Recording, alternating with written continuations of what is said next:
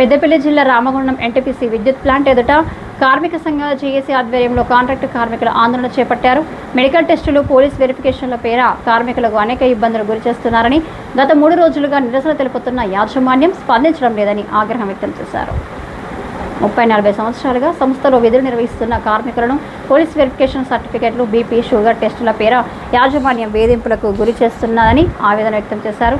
కార్మికులకు సంబంధించిన ఈఎస్ఐ ఆసుపత్రి ఉన్నప్పటికీ ఎన్టీపీసీ సంస్థకు చెందిన ధన్వంతరి ఆసుపత్రిలో యాజమాన్యం పరీక్షలు నిర్వహిస్తూ ఇబ్బందులకు గురి చేస్తుందన్నారు. ఇప్పటికైనా ఎన్టీపీసీ యాజమాన్యం కార్మికులపై పెట్టిన ఆంక్షలు ఎత్తివేయాలని డిమాండ్ చేశారు.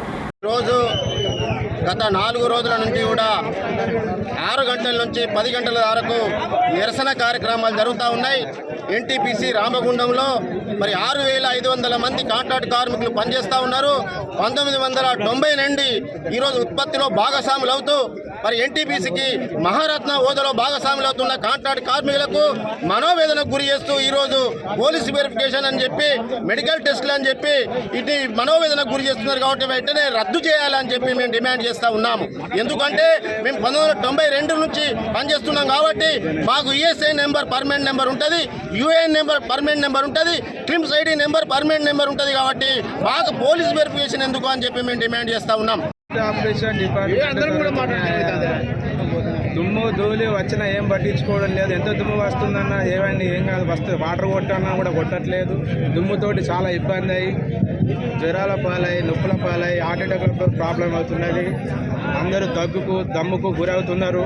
కావున సిఎస్పి డిపార్ట్మెంట్ మా తరఫున దయవించి మాకు సహకరించాలని కార్మికులకు జరుగుతున్న అన్యాయాన్ని చూసి మేనేజ్మెంట్ ఇకనన్నా ముందుకొచ్చి కార్మికుల సమస్యలపైన ముందుండి ఈరోజు జరగబోయే చర్చల్లో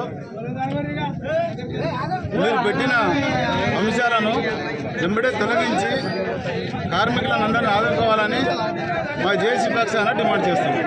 2018లో రాసుకున్నటువంటి 12 సెక్షన్ కింద రాసుకున్నటువంటి ప్రమోషన్ పాలసీకి సంబంధించి, ఐటీఐ ప్రమోషన్కి సంబంధించి 7 సంవత్సరాలు గడుస్తున్నా ఇప్పటి వరకు ఆ ప్రమోషన్ పాలసీ అనేటువంటి ఇప్పటి వరకు అమలు చేయట్లేదు.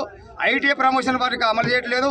ఐటీఐ వాళ్ళను వివిధ కాంట్రాక్టుల దగ్గర దాదాపుగా కొన్ని ఆర్థికపరమైనటువంటి అంశాలపైన వాళ్ళని పెట్టుకొని ఆ కార్మిక వర్గానంతా కూడా ఐటీఐ వాళ్ళందరూ కూడా నింపుతా ఉన్నారు. కానీ 30 సంవత్సరాల నుంచి 15 సంవత్సరాల నుంచి పనిచేస్తున్నటువంటి ఐటీఐ వాళ్ళని ఇప్పటి వరకు డ్యూటీలో పెట్టుకోవడం లేదు, వాళ్ళకి ప్రమోషన్ ఇవ్వట్లేదు.